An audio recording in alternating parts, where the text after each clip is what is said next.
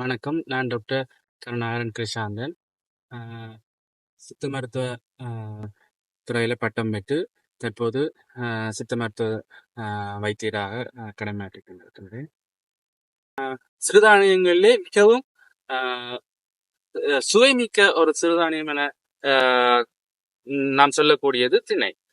இந்த திணையை சம்பந்தமாக நாம் இன்றைய கலந்துரையாடலை தொடர்ச்சியாக பார்க்கலாம். முன்பு கூறியது போல சிறுதானியங்கள் எமது உணவிலே நாம் சேர்த்துக்கொள்ள வேண்டிய மிக முக்கியமான ஒரு உணவு கூறாக காணப்படும். சிறுதானியம் என கூறும்போது அது ஒன்று அல்ல.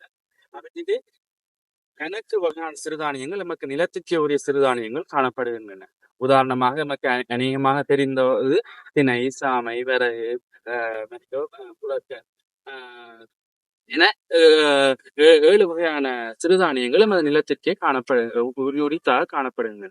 இவற்றை நாம் ஒவ்வொன்றாக அவற்றில் உள்ள போஷணை கூறுகள் சம்பந்தமாகவும், அவற்றில் உள்ள மருத்துவ பயன்பாடுகள் சம்பந்தமாகவும், அவற்றை எவ்வாறு உணவிலே சேர்த்துக் கொள்வது என்பது தொடர்பாகவும் நாம் தொடர்ச்சியாக பார்க்கலாம். திணை சம்பந்தமாக பார்க்கும்போது அதிலே காணப்படும் போஷணை கூறுகள்.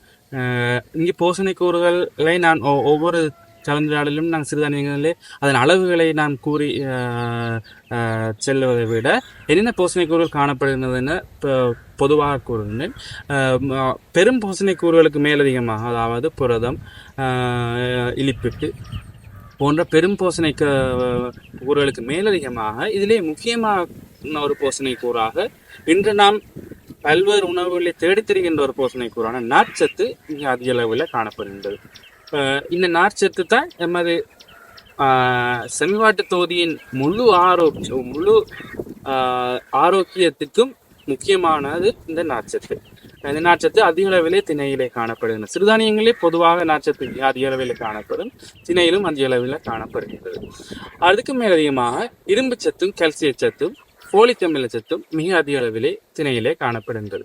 ஆகவே நாம் திணையை வளரும் பிள்ளைகள் அல்லாடி வளரிளம் பருவத்தில் உள்ள பிள்ளைகளுக்கு மிக அதிக அளவிலே நாம் உணவிலே வழங்கும் போது அவர்களின் உடல் வளர்ச்சியும் அவர்களின் செயற்பாட்டு திறன் வளர்ச்சி, மூளை வளர்ச்சி என்பன மிக அதிக அளவிலே ஆரோக்கியமாக பேணப்படும். அதற்கு மேலதிகமாக கர்ப்பிணி தாய்மாருக்கு நாம் திணையை ஏதோ ஒரு விதமாக உணவிலே சேர்த்து நாம் வழங்கும் போது அந்த கர்ப்பிணி தாயினுடைய போஷணை தேவையையும் பூர்த்தி செய்து, அதுக்கும் மேலதிகமாக கருவிலே உள்ள குழந்தையின் போஷணை தேவையையும் பூர்த்தி செய்வதற்கு திணை முக்கியமான ஒன்றாக காணப்படும். இதற்கு மேலதிகமாக அடுத்ததாக வயது முதிர்ந்தவர்களுக்கு முக்கியமான பிரச்சனையாக காணப்படுவது ஒன்று செமிபாட்டு தொகுதியில் ஏற்படும் கோளாறுகள். அதை சீராக்குவதற்கு இந்த திணையில் உள்ள நார்ச்சத்து எங்களுக்கு உதவி செய்யும். அதுபோல எண்பு தேய்மானத்தினால் குறிப்பிட்ட வயது முதிர்வின் பின்னர் அனைத்து விதமான சம்பந்தமான நோய்களையும் ஒவ்வொன்றாக படிப்படியாக முகம் கொடுக்க வேண்டிய நிலை ஏற்படும்.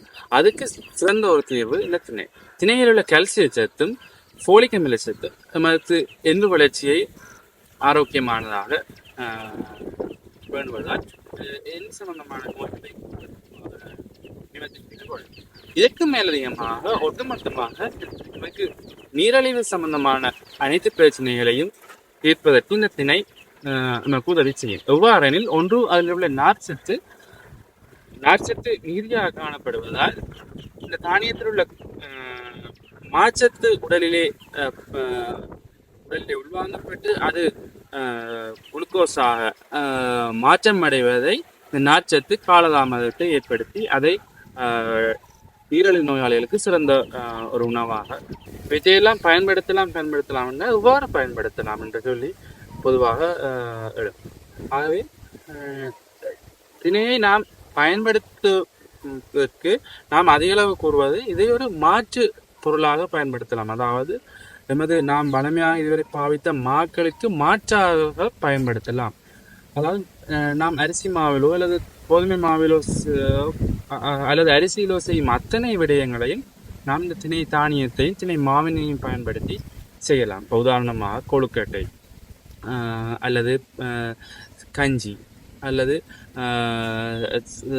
சிறு சிறு பணியாரம் என்று சொல்வார்கள், சிறு சிறு இனிப்பு வகைகளாக செய்யலாம். அவற்றை செய்யும்போது இந்த தினை மாவை பயன்படுத்தலாம். இதற்கும் ஒருபடி மேலாக நாம் சிறுவர்களை கவர வேணும் என்று சொன்னால் நாம் அவற்றை சிறு குக்கீஸ் என்று சொல்வார்கள், சிறு பிஸ்கெட்ஸ், அல்லாட்டி சிறு அவர்களுக்கு செமி சொலிட்டான அதாவது களிப்ப தன்மையான களிமா போல இவ்வாறும் சிறுவர்களை கவரும் விதமாகவும் திணையை பயன்படுத்தி உணவுகளை தயாரிக்கலாம். இதற்கு மேலதிகமாக நாம் பாயாசம், பிரியாணி போன்ற தற்போது பிரபலமான உணவுகளிலும் நாம் இந்த திணையை பிரதியிட்டு மிகவும் சுவையாகவும் சமைக்கக்கூடியதாக இருக்கும். ஆக நாம் இவற்றை தொடர்ச்சியாக நான் கலந்துரையாடலிலே நாம் ஒவ்வொரு தனித்தனியாக ஒவ்வொரு திணையிலே தயாரிக்கக்கூடிய உணவுகளை நாம் செய்முறை விளக்கத்துடனும் பார்க்கலாம். ஆகவே நாம் திணையை பயன்படுத்த வேண்டும் என்று முடிவு செய்தால் அதை நாம் பல வழிகளிலே எமது நாளாந்த உணவிலே சேர்த்துக்கொள்ளலாம். அதுக்கு மேலதிகமாக தற்போது பிரச்சனையாக உள்ளது வயது முதிர்ந்தவர்களுக்கான உணவை எவ்வாறு தெரிவு செய்வது என்பது. இப்பொழுது அனைவராலும் தேடப்பட்டு கொண்டிருப்பது ஓட்ஸ். ஆனால் ஓட்ஸுக்கு மிக சிறந்த மாற்றீடாக நாம் பயன்படுத்தக்கூடியது சிறுதானியங்கள். அவற்றை எவ்வாறு பயன்படுத்தலாம் எனில் வயது முதிர்ந்தவர்களுக்கு இலகுவாக செமிவாடை அடைவதற்கு உகந்ததாக நாம் கஞ்சி போல மாக்களையோ தானியங்களையோ பயன்படுத்தி உணவை தயாரித்து அவற்றுடன் வேறு விதமான இலைகளோ அல்லது இலைகளின் சாறுகளையோ பயன்படுத்தி உணவுகளை தயாரித்து வழங்கும் போது அவர்களுக்கான ஆரோக்கியமான உணவும் கிடைக்கும், போசனையும் கிடைக்கும், அவர்களது சமீபாட்டு தொகையும் சீராக காணப்படும். ஆகவே நாம் சிறுதானியங்களை உணவிலே பயன்படுத்த முடியும். அதை எவ்வாறு பயன்படுத்துவதுன்னு சொன்னால் நாம் பண்டைய உணவு முறைகளிலிருந்து தற்போது பாவனையில் உள்ள நவீன உணவு வடிவங்கள் வரை அத்தனையிலுமே சிறுதானியங்களை நாம் பயன்படுத்தலாம். உலகளாவிய ரீதியில அநேகமான நாடுகளில் இப்பொழுது மீள ஒரு கொள்கையோ அல்லது ஒரு கன்செப்ட் ஒன்று உருவாகல மீளுருவாக்கம் செய்யப்படுது. அந்தந்த நிலத்துக்குரிய மக்கள் அந்தந்த நிலத்துக்குரிய உணவுகளை உண்பதால மட்டும்தான் அவர்களுக்கான போசனையும் ஆரோக்கியமும் நிறைவாக கிடைக்கும் என்பது இப்பொழுது மேலத்தைய மக்களிடமிருந்து மக்களால் உணரப்பட்டு தற்பொழுது புதிதாக இது சம்பந்தமான விழிப்புணர்வுகள் எல்லாம் நடைபெற்று கொண்டு ஆய்வுகள் விழிப்புணர்வுகள் எல்லாம் நடைபெற்று கொண்டிருக்கின்றது. இதைத்தான் நான் பல வருடங்களாக கூறி வந்து இடையிலே எமது மக்கள் முற்று முழுதாக எமது நிலத்துக்குரிய உணவுகளையும் பயிர்களையும் மறந்து தற்பொழுது மீண்டும் அவர்களுக்கு நாம் அவற்றை மீள நினைவுபடுத்த வேண்டிய தேவை இருக்கின்றது. ஒரு சித்த மருத்துவ அடிப்படை தத்துவத்தின்படி எமது உடலானது எமது இந்த பூமியில் உள்ள நாம் பிறந்து வளர்கின்ற அந்த பூமியில் உள்ள அனைத்து அம்சங்களுடனும் தொடர்பட்டதாக காணப்படுகின்றது. அதை உதாரணமாக ஒரு சிறு வாக்கியத்தினூடாக சொல்வார்கள், அண்டத்தில் உள்ளதே பிண்டத்திலும் உள்ளது என்று. அதாவது எமது நாம் பிறந்து வளர்கின்ற சூழல் எமது உடல் ஆரோக்கியத்திலும் மிக முக்கியமான பங்களிப்பை ஆற்றுகின்றது. அதன் உள்ளே பலவாறாக கதை சென்றால் அது மிகவும் விரிவாக கதைக்க வேண்டியதாக இருக்கும். நாம் இப்பொழுதும் சிறுதானியத்துக்கு வருவோம் என்றால் இந்த அடிப்படையிலே சிறுதானியம் என்பது எமது இந்த வறள் நிலத்துக்குரிய மிக முக்கியமான தாவரம் ஆகும், பயிர்கள், உணவு பயிர்கள் ஆகும். அல்லது இன்னொரு விதமாக சொல்வது என்றால் எமது வறள் நிலத்துக்கென்று இறைவனால் அருளப்பட்ட ஒரு கொடைதான் இந்த சிறுதானியங்கள். ஆகவே இந்த சிறுதானியங்களை எமது இந்த வறள் நிலத்திலே வசிக்கின்ற நாம் கட்டாயமாக உணவிலே சேர்த்து கொள்ள வேண்டும். இதற்கு பல மட்டங்களிலே நாம் ஆய்வுகளோ அல்லது அதுக்கான ஆதாரங்களோ அல்லது அதுக்கான உண்மைத்தன்மைகளை ஆராயலாம். நாம் இலகுவாக கூறுவதாயின் எமது சிறுதானியங்கள் எமது நிலத்தில் உள்ள தட்பவெட்ப நிலைகளுக்கு ஏற்ற வளரக்கூடியவை. எமது நிலத்திலே காணப்படுகின்ற வறட்சி, காலநிலை மாற்றங்களை தாங்கி வளரக்கூடியவை. அடுத்ததாக பூச்சிப்பீடைகளிலிருந்து தாங்கி வளரக்கூடியவை. அதுக்கு மேலதிகமாக இவ்வளவற்றையும் அவை இயற்கையாகவே தாங்கி வளர்வதால் அவற்றை எதிர்கொள்வதற்காக சிறுதானியங்கள் பலவாறான பதார்த்தங்களை தமக்குள்ளே வைத்திருக்கும். இப்ப உதாரணமாக நாம் ஒரு மரம் தன்னை தற்காத்துக் கொள்வதற்காக, ஒரு பீடையிலிருந்து தற்காத்துக் கொள்வதற்காக சில பதார்த்தங்களை சுரக்கும். அந்த சுரப்புகள்லாம் சில வேளைகளில் நமக்கு மருந்தாகவோ அல்லாட்டி நமக்கு போஷணை வழங்கக்கூடிய சில நுண் ஊட்டச்சத்துக்களை கொண்ட பதார்த்தங்களாக அந்த மரத்திலே காணப்படும். அது போலவேதான் சிறுதானியங்களும் இந்த தட்பவெப்பநிலை காலநிலை மாற்றங்களை தாங்கி வளர்வதற்காக தன்னை தகவமைத்துக் கொள்வதற்காக அதிகளவான ரசாயன பதார்த்தங்களை கொண்டுள்ளது. இவற்றில் உள்ள இந்த ரசாயன பதார்த்தங்கள்ல நுண் மூலகங்கள் அல்லது நுண் மூலக்கூறுகள் எமது ஆரோக்கியத்திற்கும் அத்தியாவசியமானதாக காணப்படுகிறது. உதாரணமாக இரும்பு, கால்சியம், நாகச்சத்து, செப்புச்சத்து இவையெல்லாம் தாவரங்கள் தம்மை பீடைகளிலிருந்தும் காலநிலை மாற்றங்களிலிருந்தும் பாதுகாத்துக் கொள்வதற்காக தமது உடலிலே சேகரிக்கின்ற பதார்த்தங்கள். நாம் அவற்றை உட்கொள்ளும் போது இந்த போஷணை கூறுகள் நமக்கு நுண்ணூட்டச்சத்துக்களாக நமக்கு கிடைக்கின்றன. இந்த நுண்ணூட்டச்சத்துக்கள் ஏன் நமக்கு அவசியம் எனில், நான் முன்பே ஒருமுறை கூறியது போல, நாம் அனைவருமே இவ்வளவு காலமும் அதிகளவு கவனம் செலுத்தி வந்தது மா போஷணை சத்துக்கள் அல்லது பெரும் போஷணை சத்துக்கள் என்ற புரதம், எண்ணெய், இலிப்பிட்டு போன்ற பெரும் போஷணை கூறுகளாகும். இவற்றுக்கு மேலதிகமாக தற்பொழுதுதான் அதிகளவு ஆர்வம் காட்ட தொடங்கியுள்ளனர் நுண் போஷணை கூறுகள். அதாவது இரும்பு, அமினோ அமிலங்கள், கால்சிய சத்து, நாகச்சத்து, செப்புச்சத்து இவையெல்லாம் மனிதனின் ஆரோக்கியத்திற்கும் நோயிலிருந்து தற்காத்துக் கொள்வதற்கும் மிக மிக அவசியமான ஒன்றாகும். அதுக்கு மேலதிகமாக ஒரு குழந்தை பிறந்து வளர்ச்சி சீராக அமைவதற்கும் இந்த நுண்ண போஷணை சத்துக்கள் மிகவும் அவசியமாகும். இந்த நுண் போஷணை சத்துக்கள் எங்கிருந்து கிடைக்கப்படும் என்று சொன்னால், ஒரு ஆரோக்கியமான தாவரங்கள், பயிர்களிலிருந்து கிடைக்கப்படும். ஆக இவற்றை நமக்குள்ளே பெற்றுக்கொள்வதற்கு நமக்கு இலகுவான வழி இந்த சிறுதானியங்கள்.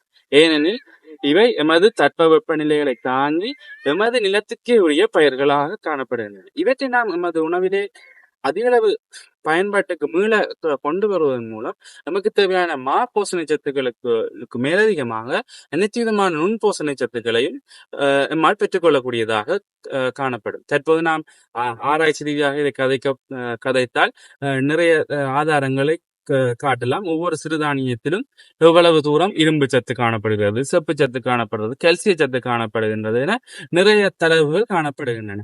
இவையெல்லாம் தற்பொழுதுதான் ஆராய்ச்சிகள் மூலம்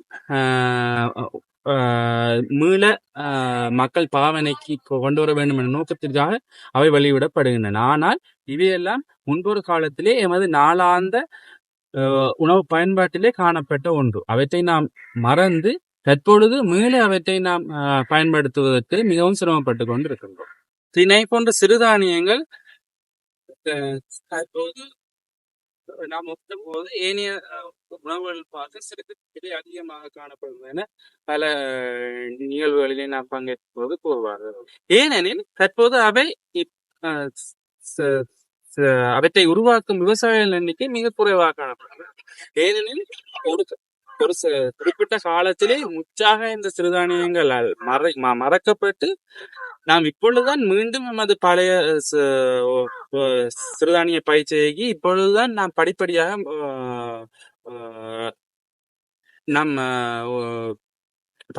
வந்து கொண்டிருக்கின்றோம். ஆகவே இன்னும் சிறிது காலத்திலே அவை சிறுதானிய பயிற்சியை எல்லா இடமும் பரவலாக மேற்கொள்ளப்பட்டு அவற்றின் பயன்பாடும் பரவலாக்கப்படும் போது ஏனைய உணவுகளைப் போல இவையும் சாதாரண மக்களும் வாங்கக்கூடிய நிலைக்கு நிலை உருவாகும். ஏன் இந்த பயிற்சியை வெற்றிகரமானதாக அமையும் என்றால் தற்போது விவசாயிகள் பெரும்பாலும் எண்ணுவது இந்த சிறுதானியங்கள் எமது பாரம்பரியமாக நாம் பாரம்பரியமாக அல்ல இடையிலே நாம் பின்பற்றி வந்த இந்த விவசாய முறைக்கு ஒத்து வருமா என்பது.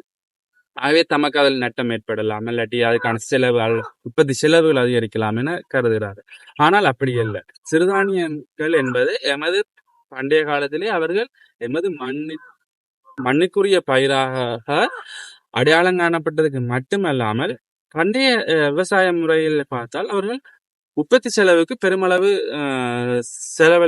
செலவு செய்ய மாட்டார்கள். அதாவது உரப்பாவனையோ, நீர் இறைத்தலோ, அல்லாட்டி களை கட்டுப்பாடோ, வீடை கட்டுப்பாடோ, இது எதுக்குமே அதிக அளவு செலவுதாக இல்லை. ஆகவே அவற்றை எல்லாம் தாங்கி வளரக்கூடிய பயிர்களாக அவர்கள் கண்டு கொண்டதுதான் இந்த சிறுதானியங்கள். ஆகவே சிறுதானியங்களை நாம் இப்பொழுதும் மீள நாம் பயிற்சியை உள்வாங்கினால் நமக்கு களை கட்டுப்பாடு, பூச்சி கட்டுப்பாடு, நீர் பயன்பாடு, உரப்பயன்பாடு, இதெல்லாம் நமக்கு ஏனைய பயிற்சிகளை விட குறைவாகவோ அல்லாட்டி முற்றுமுழுதாக இல்லை என்ற அளவுக்கு நாம் குறைவாக செய்யலாம். ஏனென்றால் சிறுதானியங்கள் என்பது வெப்ப வலயத்துக்கே தம்மை தகவமைத்துக் கொண்ட ஒரு பயிர்களாகும். ஆகவே அவற்றை மிக குறைந்த நீரிலும் அவற்றால் வளர முடியும். அதே போல பூச்சி தாக்கங்களையும் பீடை தாக்கங்களையும் அவற்றால் எதிர்கொண்டும் வளர முடியும். அடுத்தது களைகளுக்கு உள்ளாகவும் அவற்றால் சிறப்பாக வளர முடியும். ஆகவே நம்மால் உற்பத்தி செலவு மிகவும் குறைத்து, இன்று நாங்கள் திணையை பற்றி கருத்து கொண்டிருக்கும் போது இப்பொழுது இளைஞர்கள் மத்தியிலும் வயது வந்தவர்கள் மத்தியிலும் ஓரளவுக்கு சிறுதானியங்கள் என்ற பெயர்கள் தற்பொழுது பரிச்சயமாகிக் கொண்டு வருகின்றது. கிட்டத்தட்ட எனது அனுபவத்திலே ஒரு 3-4 வருடங்களுக்கு முன்னர் கடையிலே திணை இருக்கின்றார் கேட்டால் அவர்கள் உமியுடன் சேர்த்தான் தருவார்கள். அப்பொழுது நாங்கள் கேட்பதுண்டு, இதை என்ன செய்வது என்றால், பறவைகளுக்கு போடும்போது அவை அதை சேர்த்து சாப்பிடும், நீங்கள் அதை ஒன்றும் செய்வது ஆச்சரியமாக இருக்கும். ஏனென்றால் திணை என்பது ஒரு குறிப்பிட்ட காலம் வரையில் அது பறவைகளின் உணவாக மட்டுமே அது கருதப்பட்டு வந்தது. ஆனால் இந்த திணை என்பது இப்பொழுது புதிதாக அறிமுகப்படுத்தப்பட்டதல்ல. இது பண்டைய காலத்திலேயே மிக மிக முக்கியமான ஒரு உணவுப் பொருளாக காணப்பட்டது. ஆனால் ஏன் அது மறக்கடிக்கப்பட்டு அது பறவைகளின் உணவாக மட்டுமே அது மாற்றப்பட்டு என்பது கேள்வி. இதற்கு உதாரணமாக சில நிகழ்வுகளை கூறலாம். நமது தமிழ் பாரம்பரியத்திலே நமக்கு ஒரு முக்கியமான இறைவனாகவோ இல்ல இறைவனாக கருதக்கூடியது முருகன். முருகனுடைய அத்தனை வரலாற்று தொடர்புகளையும் பார்த்தால் திணையுடன் சம்பந்தப்பட்டதாகத்தான் இருக்கும். திணைப்புலம், திணைப்பயிற்சியை இது சம்பந்தமாகத்தான் காணப்படும். அடுத்ததாக முருகனுடைய வழிபாட்டு முறைகளிலே ஒன்று திணைமா விளக்கு. அதாவது இப்பொழுது எமது பாட்டியார் ஞாபகம் தான். அந்த அவர்களின் காலத்திலே திணை மாவை முருகனுக்கு வழிபாடுவதற்காக திணை மாவை தேனுடன் வாழைப்பழத்துடன் செய்து அது இறையுறவாக ஒரு கொண்டாட்டமாகவே ஒரு கிராமத்தில் இருக்கிற அத்தனை குழந்தைகளும் சேர்ந்து செய்வதாக அவர் கூறுவார்.